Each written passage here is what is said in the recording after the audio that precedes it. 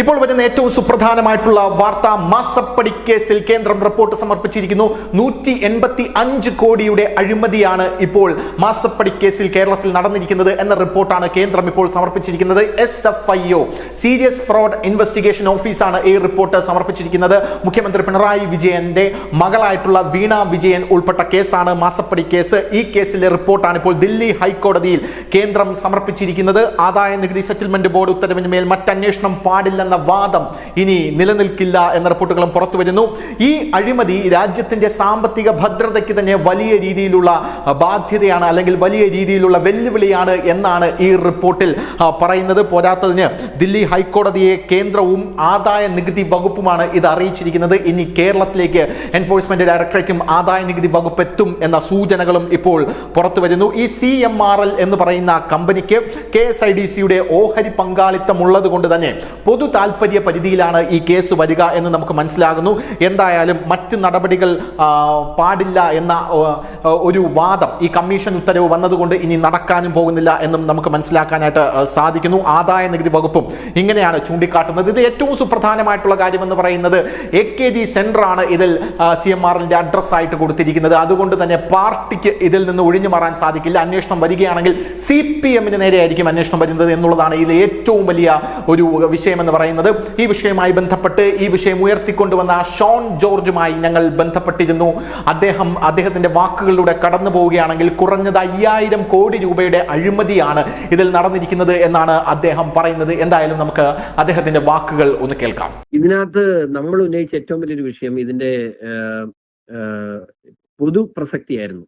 ഇതെങ്ങനെയാണ് ഒരു public issue ആയി മാറുന്നത്? ഇത് പബ്ലിക്കിനെ ബാധിക്കുന്ന ഇഷ്യൂ അല്ല എന്നായിരുന്നു അവരുടെ സ്റ്റേറ്റ്മെന്റ്. അത് ഇന്ന് കേന്ദ്ര സർക്കാർ ക്ലാരിഫൈ ചെയ്തു. കാരണം KSIDC എന്ന് പറയുന്ന കേരള സർക്കാരിന്റെ സ്ഥാപനത്തിന് CMRL കമ്പനിയിൽ 13.4% ഷെയർ ഉള്ളത് കൊണ്ട് തന്നെ ഇതിന് പബ്ലിക് ഇമ്പോർട്ടൻസ് ഉണ്ട്.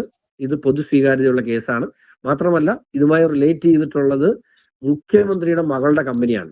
ഈ അഴിമതിയിൽ 185 കോടി രൂപ ക്രമക്കേട് നടത്തിയ കമ്പനിയുമായി ഏറ്റവും കൂടുതൽ സാമ്പത്തിക ഇടപാട് നടത്തിയിട്ടുള്ളത് മുഖ്യമന്ത്രിയുടെ മകളുടെ കമ്പനിയായ എക്സാലോജിക് ആണെന്ന് പറയുമ്പോൾ ഇതിന്റെ പ്രസക്തി ഒത്തിരി വലുതാണ്. കേരളത്തിന്റെ തീരത്തെ കരിമണൽ കൊള്ളയടിക്കുന്നതിന് വേണ്ടി മുഖ്യമന്ത്രി കൂട്ടുനിന്നതിന്റെ പ്രതിഫലമാണ്. അതിനകത്ത് കൃത്യമായിട്ട് അവർ പറഞ്ഞിട്ടുണ്ട്, ഇത് എക്സാലോജിക് കമ്പനിക്ക് സേവനം ചെയ്തതിന് കൊടുത്തതല്ല.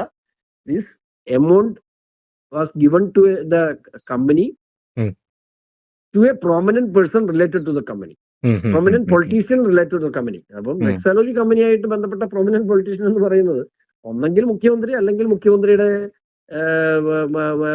മറ്റേ റിയാസ് മന്ത്രി ഈ സംഭവം നടക്കുന്ന സമയത്ത് വീണയുടെ ഭർത്താവല്ല. അപ്പൊ പിന്നെ മുഖ്യമന്ത്രിയല്ലേ ഉള്ളൂ. അല്ല, ഈ സമയത്ത് ഇതിൽ വേറൊരു വലിയൊരു ഗുരുതരമായിട്ടുള്ള വിഷയമുള്ളത് AKG സെന്ററാണ് ഇവരുടെ അഡ്രസ്സായിട്ട് അവർ കൊടുത്തിരിക്കുന്നത്. അപ്പൊ പാർട്ടിക്ക് ഇത് കൈയൊഴിയാനായിട്ട് സാധിക്കില്ലല്ലോ. പാർട്ടിക്ക് ഇതിനകത്തൊരു പങ്കുണ്ട് എന്നുള്ള ഒരു ഇമേജ് കൂടെ വരികയല്ലേ? അവര് താമസിച്ചിരുന്നതും അവരെ അന്നത്തെ കാലത്ത് മുഖ്യമന്ത്രി ആയിരുന്നതിന് മുമ്പ് ഈ കമ്പനി രജിസ്റ്റർ ചെയ്യുന്ന സമയത്ത് താമസിച്ചിരുന്ന AKG സെന്റർ ഫ്ലാറ്റിലാണ്. അപ്പൊ സ്വാഭാവികമായിട്ടും AKG സെന്ററാണ് ഇതിന്റെ പ്രതി എന്ന് വേണം പറയാം നമുക്ക്.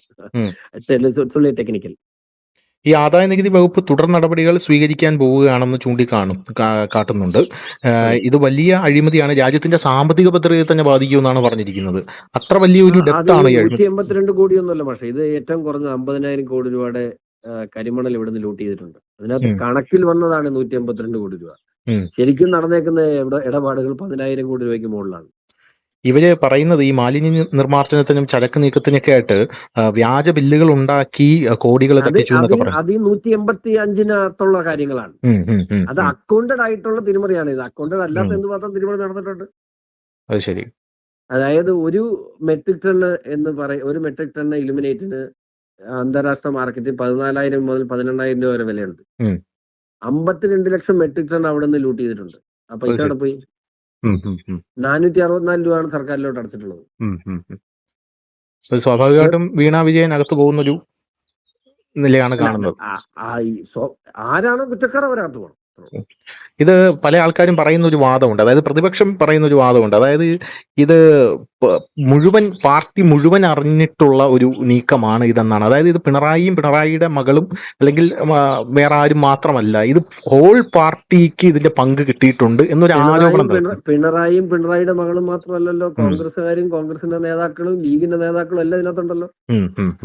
കാശ് മേടിച്ചതിന്റെ ലിസ്റ്റ് പുറകോട്ട് വരുന്നല്ലേ ഉള്ളൂ. Wait okay sir, okay thank you. പ്രതിപക്ഷം ഇതിനകത്ത് രണ്ടു തരം പ്രതിപക്ഷം ഇതിനകത്ത് കള്ളത്തരമാണ് പറയുന്നത്. അവർക്കിത് ഒരിക്കലും ഈ കേസ് തെളിയണമെന്നില്ല. കാരണം പിണറായി കഴിഞ്ഞാൽ പിന്നെ പോകുന്നത് മുഴുവൻ കോൺഗ്രസിന്റെ ലീഗിന്റെ നേതാക്കളെ അടുത്തോട്ടാണ്. അവരതുകൊണ്ടാണല്ലോ ഈ മാത്യു കുഴൽനാടൻ ഉൾപ്പെടെ കേസ് മുഖ്യമന്ത്രി അന്വേഷിക്കുന്ന വിജിലൻസ് ഡിപ്പാർട്ട്മെന്റിനെ കൊണ്ട് അന്വേഷിപ്പിക്കണമെന്ന് പറഞ്ഞ കേസ് ഫയൽ ചെയ്തതിന്റെ ഉദ്ദേശം എന്താണ്? മുഖ്യമന്ത്രിയുടെ കീഴിൽ മുഖ്യമന്ത്രിക്ക് സല്യൂട്ട് ചെയ്യുന്ന ഉദ്യോഗസ്ഥർ മുഖ്യമന്ത്രിക്കെതിരെ കേസ് അന്വേഷിക്കാനോ? അതെ. അപ്പൊ അവര് പറയുന്നതിന്റെ അർത്ഥം എന്താണ്? അതിന്റെ ഉദ്ദേശം എന്താണ്?